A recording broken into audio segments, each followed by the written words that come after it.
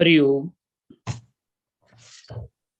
ओम सहनाववतु सहनौ भुनक्तु सह वीर्यङ्करवावहै तेजस्विनावधीतमस्तु मा विद्विषावहै। ओम शांति शांति शांति। समस्त जन कल्याणे निरतं करुणामयं नमामि चिन्मयं देवं सद्गुरुं ब्रह्मविद्वरम्। ओम श्री चिन्मय सद्गुरवे नमः। योगेन चित्तस्य पदेन वाचां मलं शरीरस्य च वैद्यकेन योपाकरोत्तं प्रवरं मुनीनां पातंजलि प्राञ्जलिना नतोऽस्मि। हरि ओम. We are studying the third pada or the Vibhuti pada of Patanjali Yoga Sutra. We have seen that dharana, dhyana, samadhi together, called Sanyama. Once the yogi practices the art of Sanyama, then his journey is the exploration of Sanyama on variety of the structures of this universe to know the real nature of the things.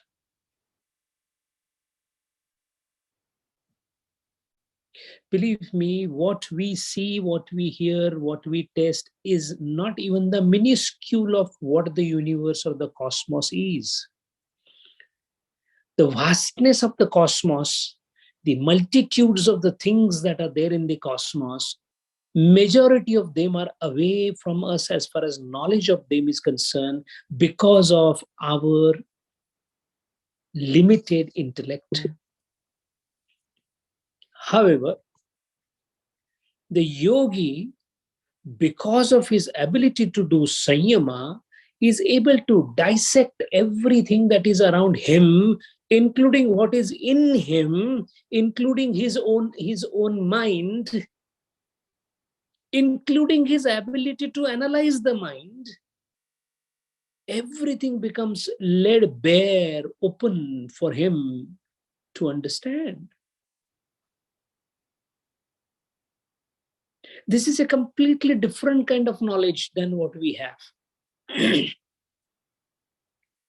Ours is an indriya adhishtita jnana. If I don't see California, so I don't know what's happening there. That's a restriction on my part, because where my indriyas cannot reach, I cannot understand. If I don't have the smruti, the impression, the sanskar of what you've seen earlier, I will not remember it.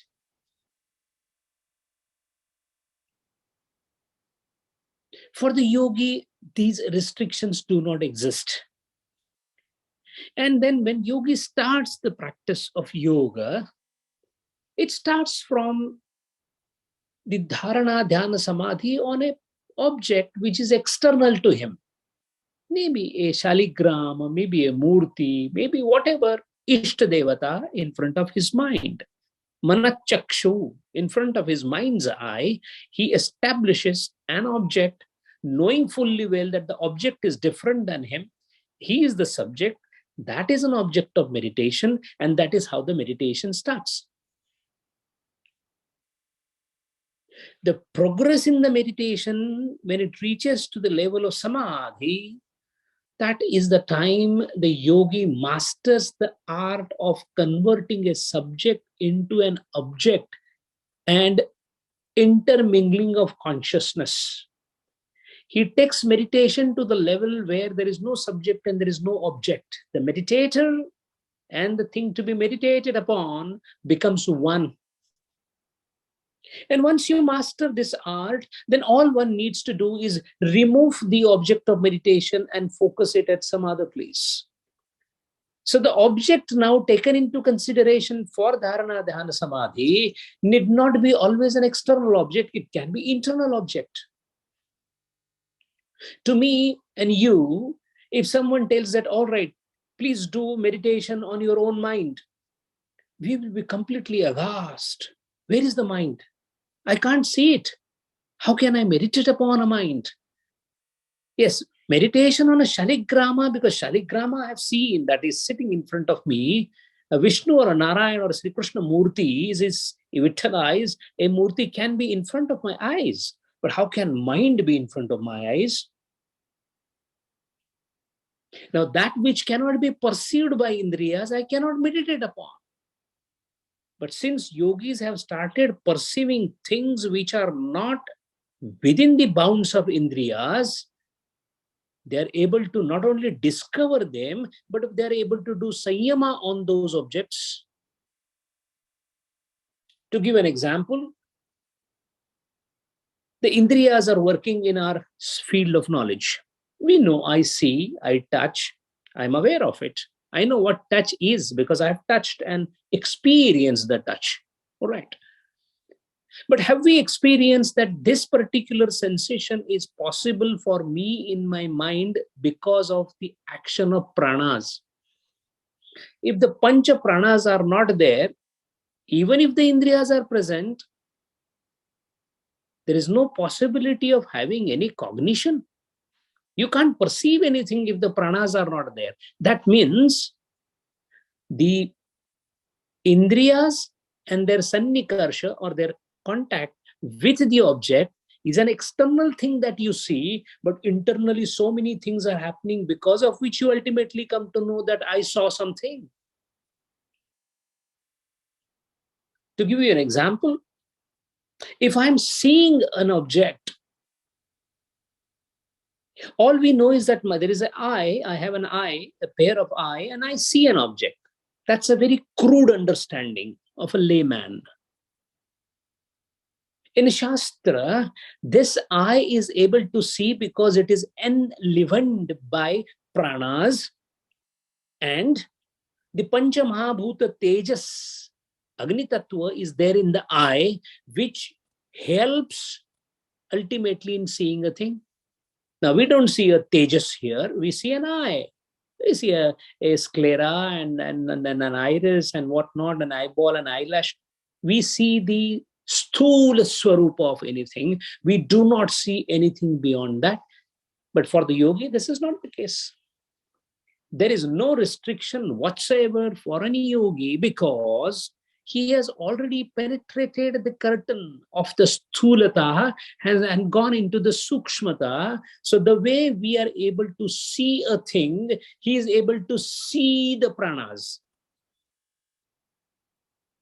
For us, pran, vyan, udan, apan, saman, these are words. By heart, we say there are pancha pranas, pancha upapranas, naga, krukala, devadatta, dhananjay. This is all by heart you say, but I don't know where is this naga, upaprana. Where is vyana? Oh, it is all through the body. How does it look like? I don't know. Because we have a theoretical knowledge of the pranas, yogi has experience of the pranas. Now, that which you experience can be meditated upon. So the yogi, with the development of his expertise on this sanyama, starts exploring his own body and realizes that the pancha pranas are constantly in action. He is able to see the samana vayu at the nabhi.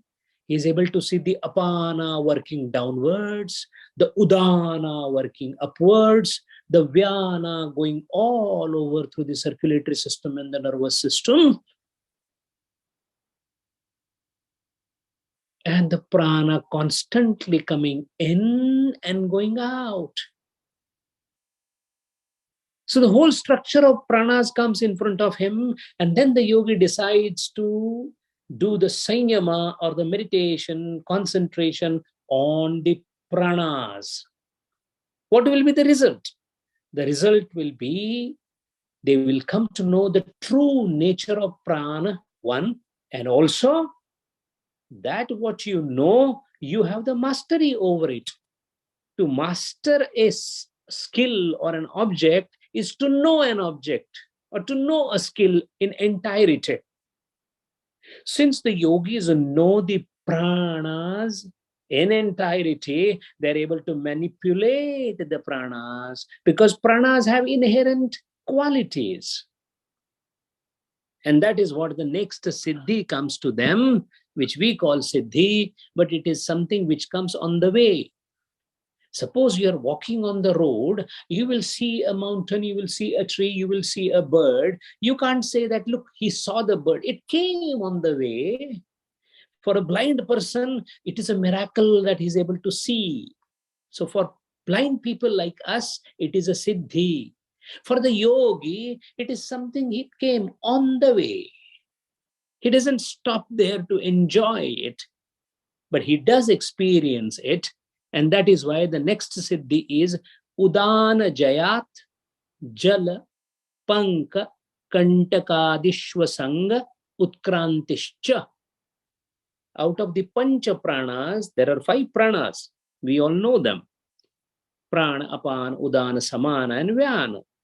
Out of this, Udana has a relation with the gravity. Udana Vayu is upward moving. That means it is the one which can defy the gravity. Gravity is pulling us down and keeping us stabilized on the earth. But Udana Vayu, by its very nature, is an upward going Vayu. It cannot be pushed down. Why? It is Vayu Tattva. Gravity is there for the earth or the mass body. And Vayu Tattva is far senior and superior compared to the Prithvi Tattva. Because we have seen Akashat Vayu, Vayut, Agnit, Jala, and then Prithvi.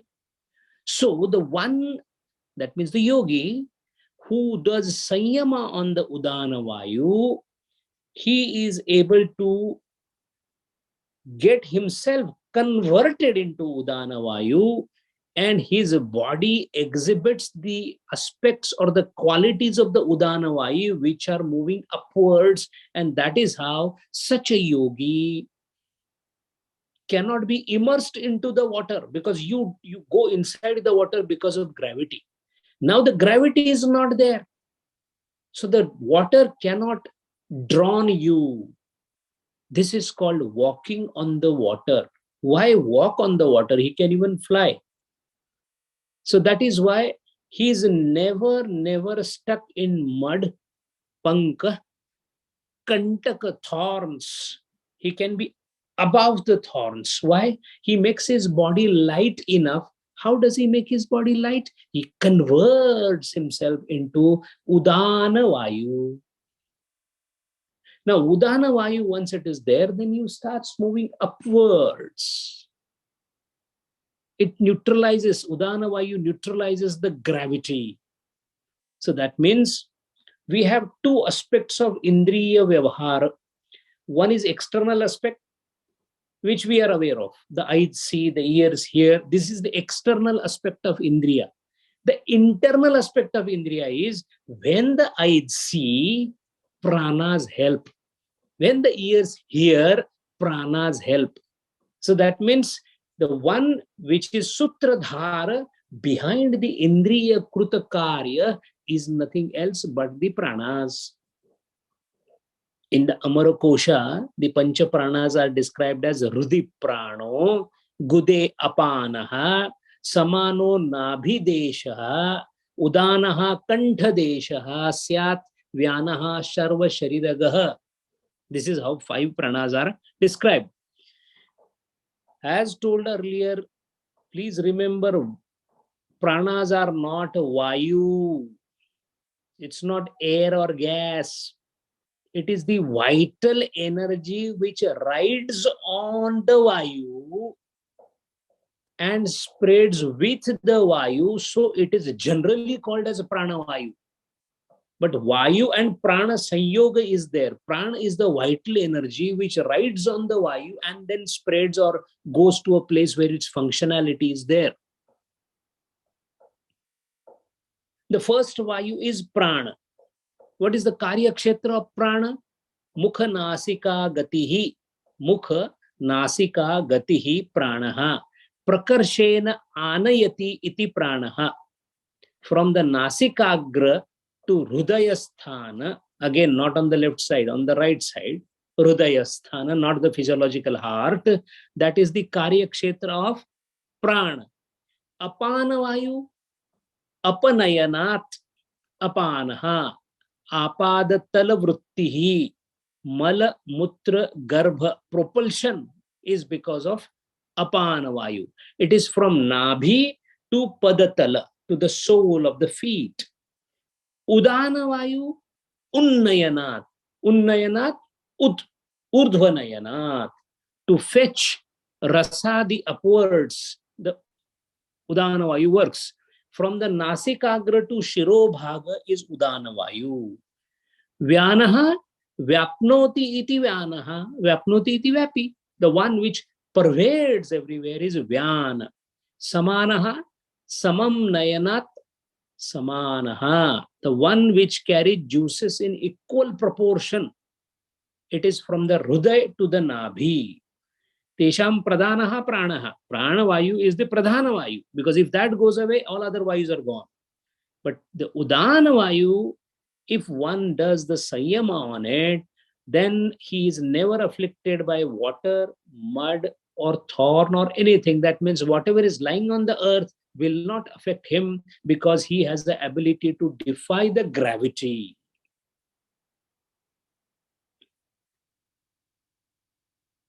In fact, the yogis use this particular siddhi even at the time of departing from the body. They go through Devayana, Archiradi Marg. We have seen Dhumrayana and Devayana in Bhagavad Gita. At the time of releasing the body, because yogis don't die, they release the body. Because now they are so knowledgeable, they know when they are going to die also. So at that point of time, with the help of Udana Vayu, they are able to uplift themselves, and usually they leave the body through the Sahasrara, and there is a Brahmarandra here, there is a hole here, which is not seen anatomically, but it is existing there. Through that, the pranas are taken out. And the one which helps at that point of time is called Udana Vayu. So that is how Udana, if it is mastered, then Udana Vayu gives us this particular ability or power or siddhi to the yogi. What happens if the Sanyama is done on the Samana Vayu? Samana Jayat Ujvalam. The yogi many a times is given lots of things to eat. But very rarely, if we have seen all the Navanathas, the Gorakshanath, the Machindranath, they're all robust people with a fabulous body structure. We have rarely heard of a Siddha becoming sick. That is because their ability to manipulate the pranas or the vayus is so great that they're able to correct the defects in Vata Pitta Kapha at their command. Now, Samana Vayu is utilized in the digestion. Aham Vaishwanuro Bhutva, that Samana Vayu is the representative of the fire, the gastric fire. So all the digestions and other things which are basically manifested through the juice formation, whether it is a gastric juice, bile or pancreatic juice, etc., they are all well controlled because they are controlled through Samana Vayu. Since they do Sanyama on Samana Vayu, two things happen. The tattva for these juices, gastric juice, in fact, you will be surprised the gastric juice has an ability to even digest an iron nail. This is what is known to the medicine also. It's a very powerful very low pH acid, hydrochloric acid. Now, this is a manifested form of fire because there is Ushnata, Ushnata. The fire principle is nothing else but Tejas or the Agni. That Agni which is there is Pradipta with the help of Samana Vayu. Now, incidentally, Tejas has got two functions. As an Agni function, it helps in digestion. So the yogis always have a robust digestive system. And second is, if you have heard about Swami Dayananda Saraswati was being killed through poisoning, but he was able to remove the poison from his body because he was a yogi of a good order. So this particular fire power not only helps in digestion, but it is also responsible for tejas. Tejas meaning such a yogi who does meditation or sanyama on the samana vayu gets a glow in the body, and the glow is unmistakable. We have seen here time and again how Swami Vivekananda was attractive. Mahatma Gandhi had an attractive personality. He was a very ugly person. The ugliness that you and me call has nothing to do with the attractiveness. The attractiveness is the person feels attracted to the person. There is in the modern language called charisma or whatever, is because of the existence of tejas. The halo that you see around the head, the aura that we see is nothing else but this particular tejas tattva, which comes because of the meditation on the samana vayu. The next siddhi that comes is called Shrotra Akasha Yoho Sambandha Sanyamat Divya Shrotram. By doing the meditation or sanyama on the sambandham of Akasha and the Karnendriya, yogi gets what is called Divya Karnendriya. Now, what is this Divya Karnendriya? What is this relationship between the Akasha and the Shrotra? See, Akasha and the Shrotra means ear. The sky is not the proper word for Akash because Akash is a much bigger connotation than the word sky. Unfortunately, English language is completely handicapped when it comes to translating yogic shabda. Akasha, the Akasha and the ear, they have what is called as Adhara Adheya Sambandha. The ear is able to hear because of what? The Akasha around it, which carries the word from somewhere, comes and falls into the ear. Into the ear also there is Akasha. So this is a receptacle. It receives. It is a conical thing that receives the Akasha, and through the Akasha, the Shabda. So Akasha is the Adhara. This is the Adheya. So there is a Adhara Adheya Sambandha. Why this Sambandha is important? Now this Sambandha, if we ask to meditate upon this Sambandha, we will say how stupid it is. Akasha and the ear had Sambandham agreed. But you can't see a Sambandham. How can you focus on it? Yogi is able to do it. The beauty about yogi is the whole cosmos is seen in a completely different perspective. The yogi is able to see the relationship between the Akasha and the ear. And that relationship is what it focuses on. Like we saw earlier, when a word is pronounced, we have to hear the word, then make out the meaning out of it, provided we know the language. So that means there is a shabda, every shabda has nada and artha.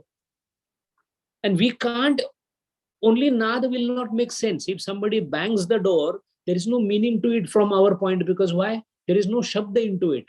If somebody said shabda, but it didn't reach your ear, you will not understand what he has said. So nada shabda has to come together for the shabda to become and for us to understand. Yogi is able to see nada separately and shabda separately. So he focuses on shabda and understands the meaning. That is why they can understand the language of birds. In the similar manner, The sound that is coming through Akasha, so Akasha, and the Shrotra, the receiving thing, there is a sambandham between them. There is a process by which the word that is released in the Akasha is received by the Shrotram, and we come to know what he is saying or what I am right now talking.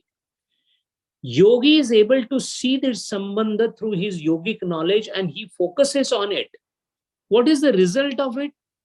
The result is Yogi is able to understand the sounds that are yet to be spoken, sounds that have already been spoken, sounds that is right now spoken, sounds that are normally not heard by us, but they are existing.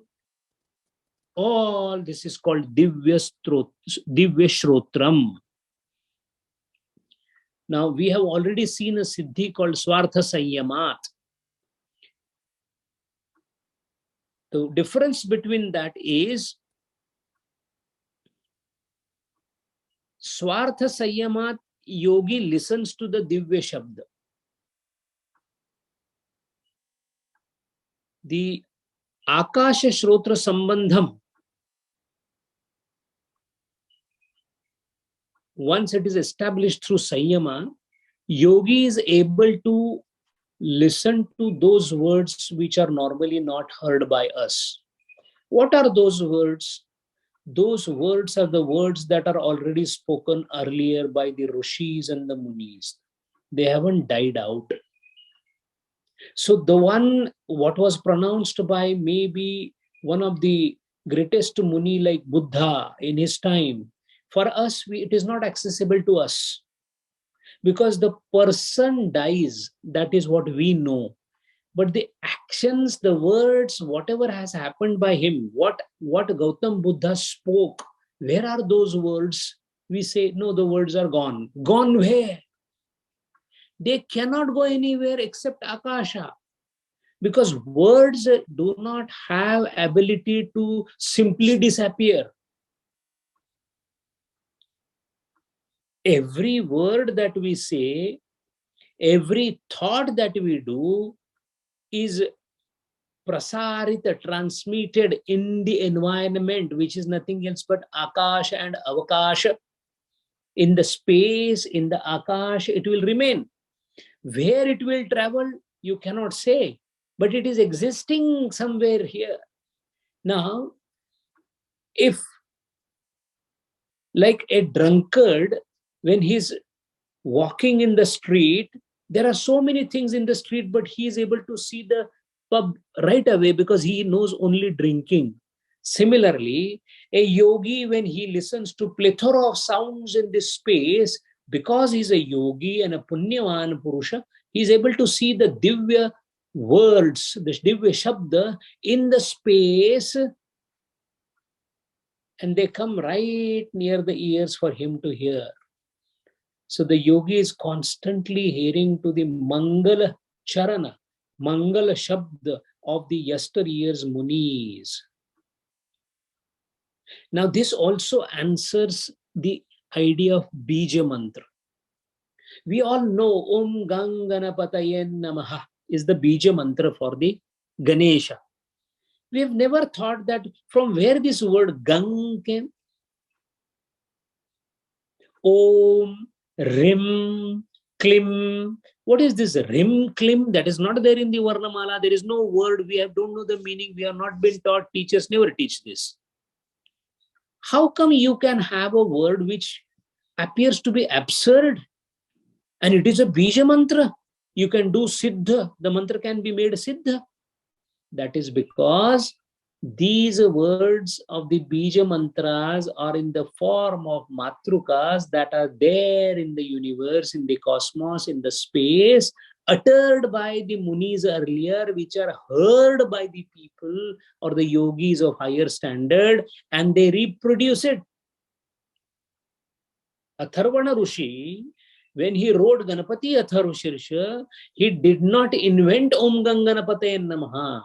He heard. This hearing is called a Shruti. This is how Vedas are produced. It is not somebody sat down, started writing Vedas. Vedas came down. That is why they are apaurushaya, because the one who wrote down was not the creator of that. The one who first came to know was not the creator of that. It was existing.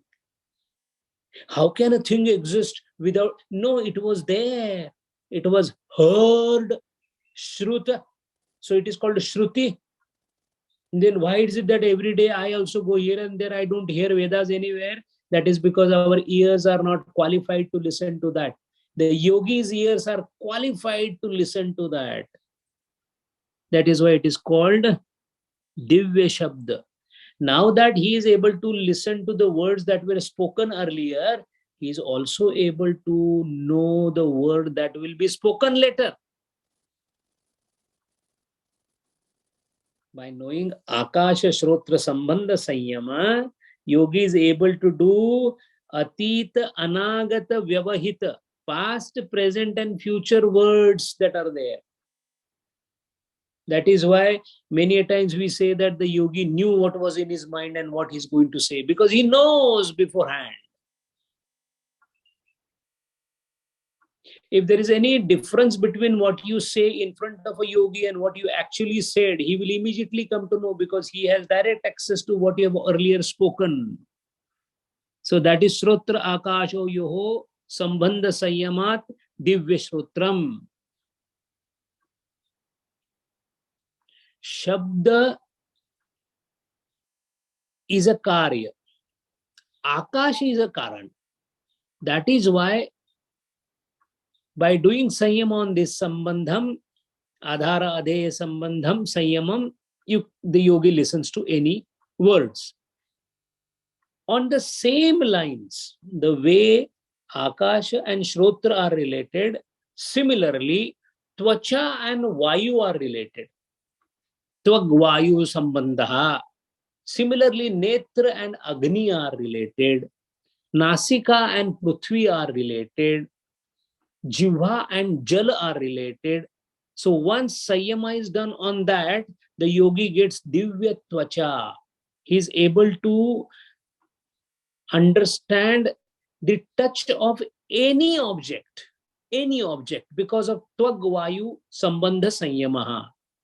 Divya Drushti, because of Sanyama on the eye and the Agni Tattva Sambandham, he has Divya Drushti. Divya Drushti means he is able to see anything, anywhere, anytime he desires.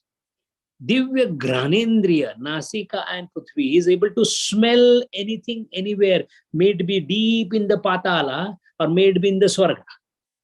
Even the Chaturdasha Sthanam also, he has access. Divya Rasana, the tests that are there in the world of all types, he is able to know that. And mind well, to know that they don't have to eat or they don't have to come in touch with that, because it is Indriya Virahita.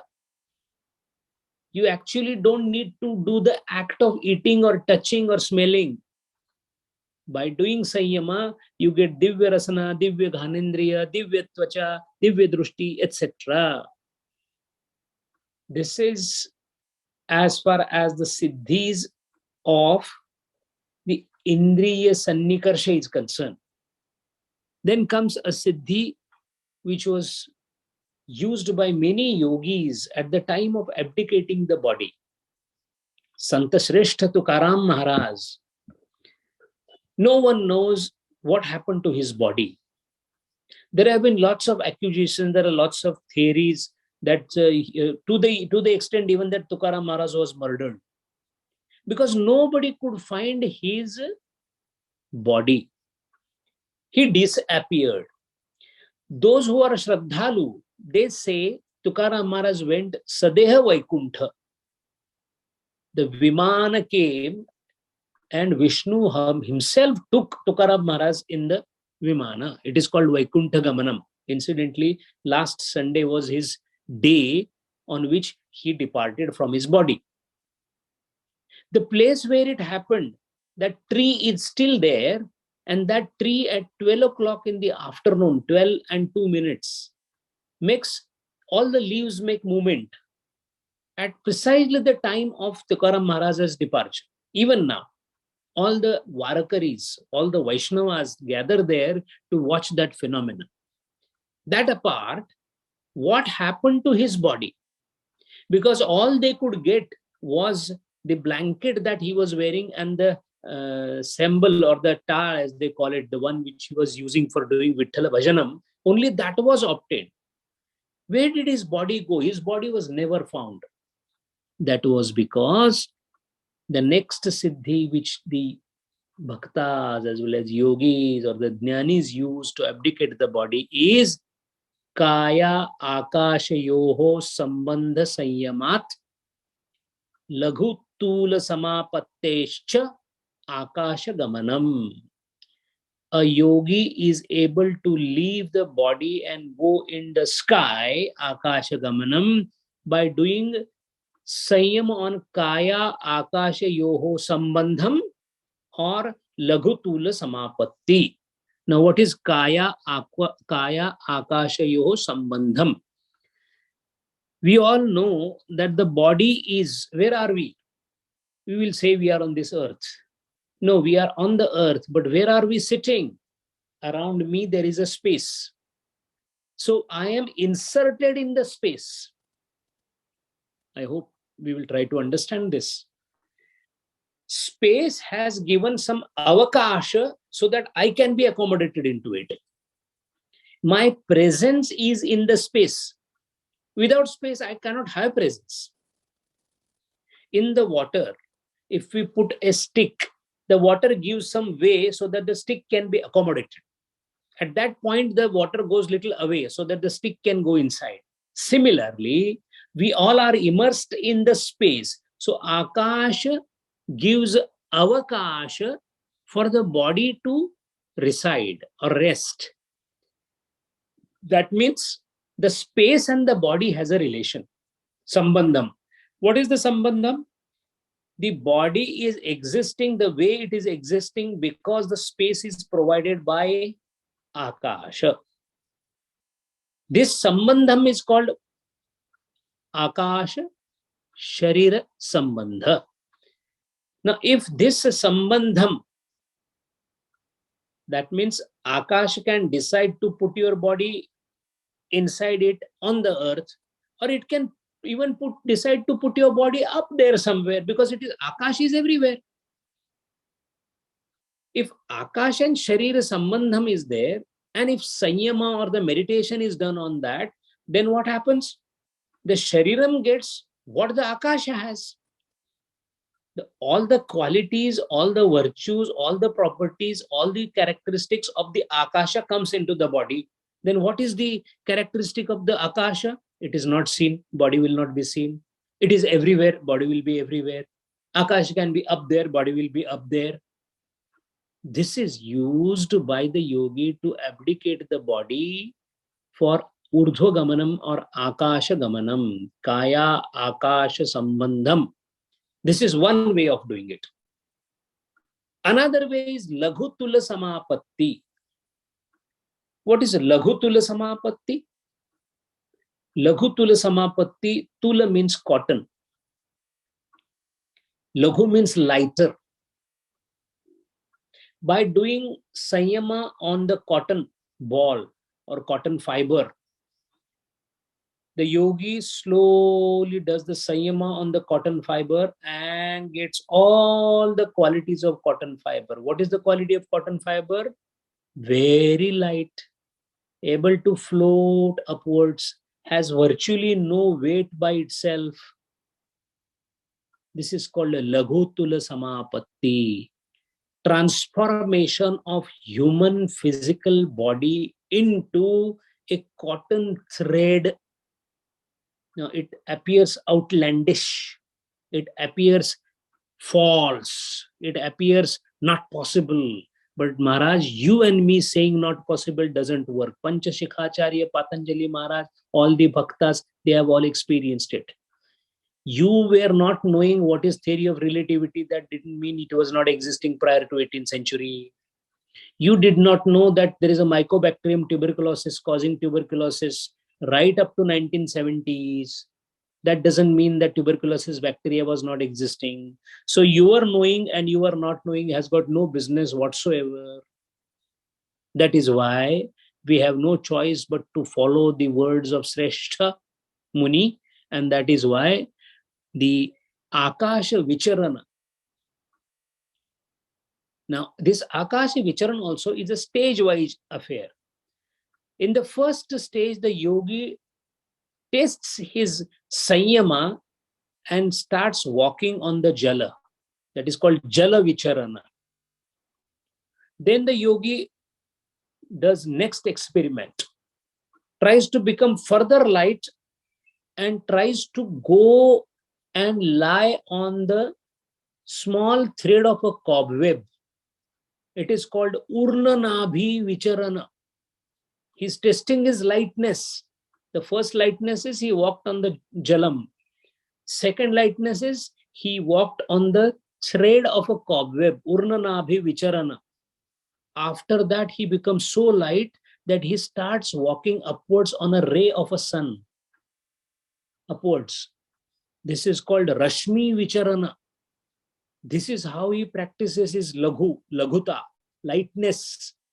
And then after this, he does Akasha Gamanam. See, understand this, because Neem Karoli Baba, if you heard of it, Neem Karoli Baba, he was Hanuman Putra. He was reincarnation of Hanuman. He used to go walking and people used to follow him and he used to say, please don't follow me. But there were people who wanted his darshan. So about 100, 200 people used to follow him. He used to walk fast. And sometimes people used to wonder because he was very plumpy and how could he walk fast?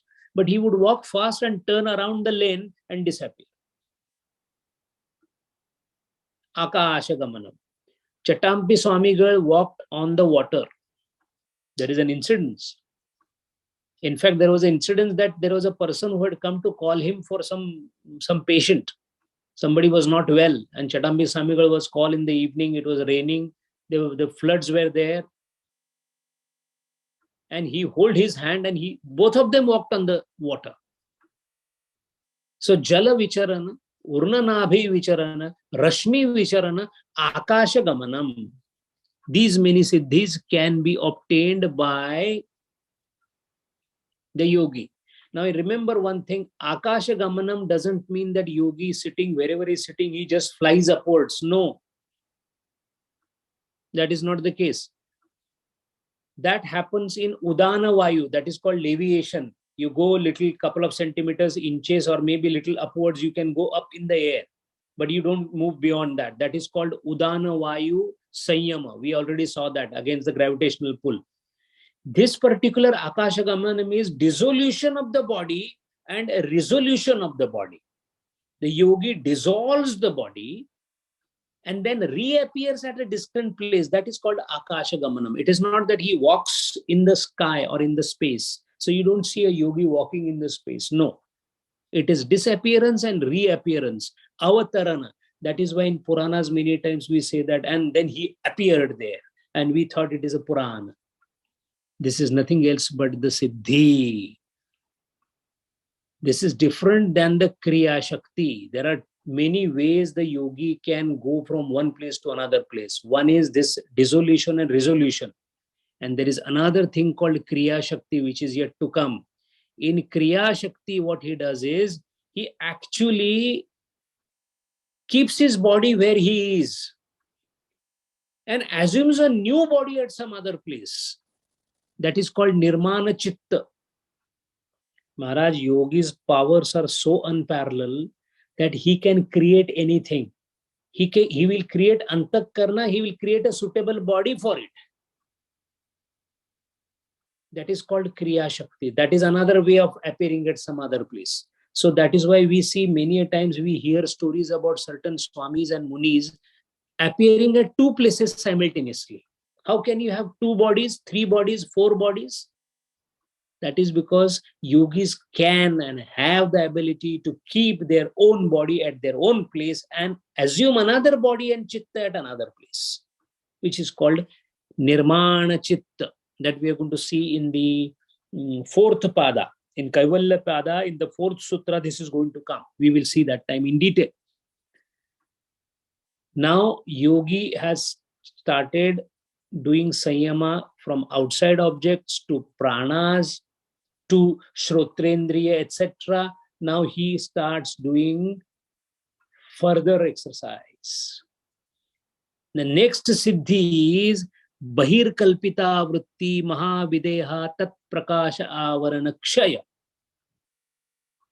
Now the yogi has final frontier coming in front of him. Yogi is so much advanced that he is able to see his own body, his own chitta, as if he is seeing another person's body. Not only he is able to see that, he is able to establish his body at some other place. Similarly, he develops a power to take out his antakarana from his own body and establish it outside the confines of the body. Now, this is something difficult to understand. Let us look at it in a little different way. Our mind or the antakarna or the buddhi is is the only instrument through which we come to know what is what. Today, you and me know a little bit about this, little bit about that. We have knowledge about cars, we have knowledge about something. This is what all our knowledge is about. How much knowledge one has depends on what? Depends on the ability of the intelligence, the buddhi. Einstein had a bigger buddhi, so he could visualize something which you and me could not visualize. Agreed. But we should understand that there is something called universal mind. Universal mind is the way my mind understands my body, because it is restricted to this body. So my buddhi is able to understand my shariram. The whole universe has also a mind called Hiranyagarbha, universal mind. So our mind is nothing else but part and parcel of universal mind. Let us take an analogy of a sun. The shining sun is giving light everywhere. But our house has a small window. So how much light we will get? Whatever the window permits is our light. It can never be compared with the sun. So our light is a minuscule light, and the complete light is the sunlight of the sun. Similarly, universal mind knows everything that is happening in the world because it is universal and vast. We do not know that because we are a restricted, upadhikrut, ego-limited, sant, limited intellect.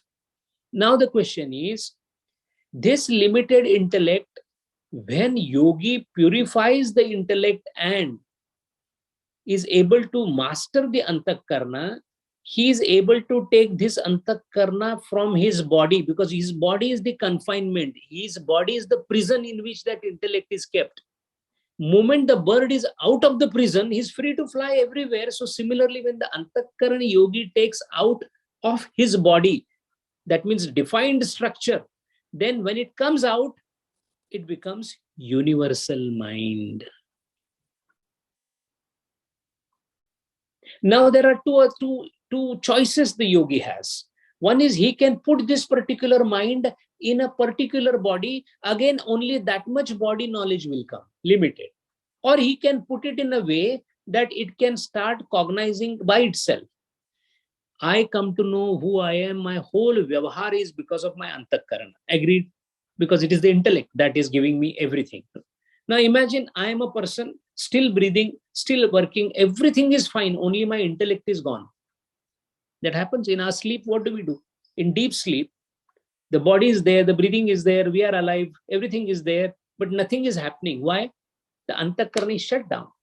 This antakarna, if is taken out of the bounds of the body and established somewhere else, what will happen? Wherever it is established, it will see what is happening there. Now, there are two ways this can happen. One is my own antakarana has gone out of my body and is right now residing in California. I am aware of it. That means there is a still Sharira Sambandham is still there. Sharira Sapeksha. In the sense, I know my antakaran is not in my body, but it is there. That means there is still relationship between me, my body, and that my antakarna which has gone outside. That sthiti is called videha sthiti. Now, if my antakarna is outside and me is also outside, I hope you are able to understand this. I am aware that my antakarna is outside my body. That means I am still connected with the antakarna, though outside, which is called videha sthiti, because it is without body, videha sthiti. But if that antakarna loses or snaps the connection between the original body, then the antakarna starts thinking of itself as me, because this me is gone. There is a disconnect between the original body and the antakarna. That is called mahavideha sthiti. I hope the concept is a bit clear. Antakarna, intellect, you call it buddhi, whatever name you may give, is now having existence outside the body of the yogi. Why? Because yogi knows I am not antakarna. He has reached a stage. So the way my hand works under my control, the antakarna works under the control of the yogi. So by doing sanyama, he is able to imagine that I can put my antakarna out of my body. This imagination is called kalpita buddhi. And every imagination fructifies if pursued properly. So the yogi does sanyama on the antakarna and its presence outside, the kalpita kalpana of putting the antakarna outside, and then through that he truly keeps his antakarna outside and loses the contact with that antakarna and this body, and a new I-ness entity is developed in that antakarna which is out of this body. This is called mahavideha. When that happens, that is the time prakasha avarana kshaya.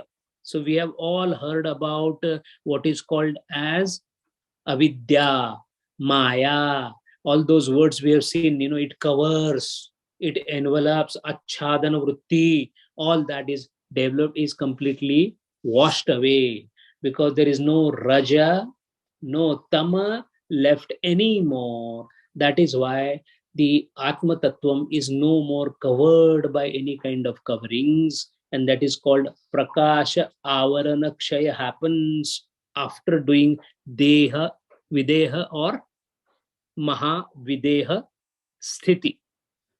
So Kalpita Dharana is the object of Sanyama, through which Akalpita Dharana is achieved, and the Siddha Yogi then can enter anybody's body because he's able to take his antakarna outside.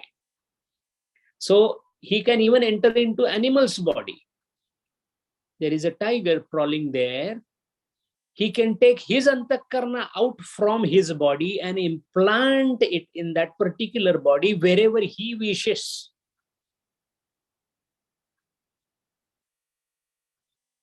That is how he becomes Mahavideha. Mahavideha means leaving one's own body, getting established at some other place and snapping the ties with the original body in terms of ahankar or I-ness. So this is my body is ingrained in us. A yogi is able to dissolve that feeling. And I am the tiger is the feeling that he will get at that point of time. Now mind well, when he is in the tiger's body, he hasn't forgotten that he is a yogi. So through the antakarna vritti, he will continue to behave like a tiger. That's why in Puranas, we see a story that there was some dacoit, somebody, they tried to molest a sadhu or somebody, and all of a sudden a tiger came crawling towards them. And the sadhu disappeared. The sadhu went into the tiger's emanation and went back into the sadhu's emanation. Kabhi is ghar mein aa baithe, kabhi us ghar mein aa baithe. This is called mastery over the prakriti, mastery over the manifested universe. And as a result of that, this particular siddhi comes to the yogi. These siddhis are now reaching at a level where, as one could see, slowly the yogi is almost like a Ishvara. Ishvara can do. Why? Ishavasyam idam sarva. He is the one who is Lord. Isha is Lord, Ishvara. So the yogi also becomes the Lord of the universe. Then comes the question that if the yogi is as much or as good or is Ishvara, then why is it that he doesn't decide to just destroy the world? Because he has the power. He may destroy the world. He may suddenly think that why the leaves of the tree should be green. From tomorrow it will be red in color. It will happen. But he doesn't think that way. Why? That is because when the yogi reaches the Ishvara status, that time he also thinks like Ishvara. That is why none of the yogis, howsoever powerful they may be, they may show miracles, but they will never ever disturb the cosmic laws. Because the cosmic laws are put by Ishvara, and yogi's thinking, yogi's working is same as Ishvara. So if whatever Ishvara does is what yogi will do. They will not be contrary to each other. Because at the level of purity and Shad Aishwarya that the Ishvara has, Bhagavan as is called as, at that level, the yogi also behaves, works on the lines of Ishvara. So that is why we don't see that unless in certain exceptional circumstances. Because of the need of the place, the destruction is warranted. In that case, the yogi may exercise his power. There are examples of yogi destroying certain parts of the earth. There are examples where the blazing fire has happened because of the curse of a yogi or because of the utterances of a yogi. But again, it has behind us a specific reason which again follows the principles of rules in the cosmos. Now, what are these rules in cosmos? How the universe functions? What are the different rules with which it is ruled? Is it possible to understand these rules in the cosmos so that we can understand the cosmos by itself? That is precisely the subject of the next siddhi called Bhuta Jaya. And mind well, this is all achievable, achieved by the yogis, nothing exaggerated coming from the mouth of the munis. So we will be devoting our next session on Bhuta Jaya. To know Bhuta Jaya, we must know how the cosmos is organized. And also we will see why science would never ever get to the depths of what the yogis have gone because of the divergence of approach. Where is the science going wrong? Why the yogis get what even the scientists try their level best and don't get? How is it that the mind, consciousness, and matter are considered separate by the science, while yoga considers all the three as one? We will get into the nitty-gritties of this to understand the Bhuta Jaya in the next session. Hari Om. Om Purnamada Purnam Nidam Purnat Purnam Udachyate Purnasya Purnamadaya Purnameva Vashishyate. Om Shanti Shanti Shanti. Hari Om Shri Gurubhyo Namaha. Hari Om.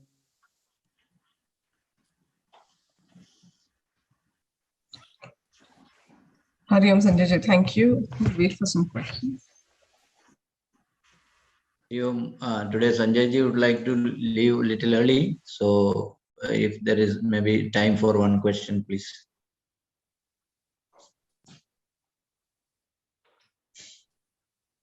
I will just ask one question, Rio. For you. Yeah. Actually, it's again amazing today's session. You know, many doubts are cleared in today's session.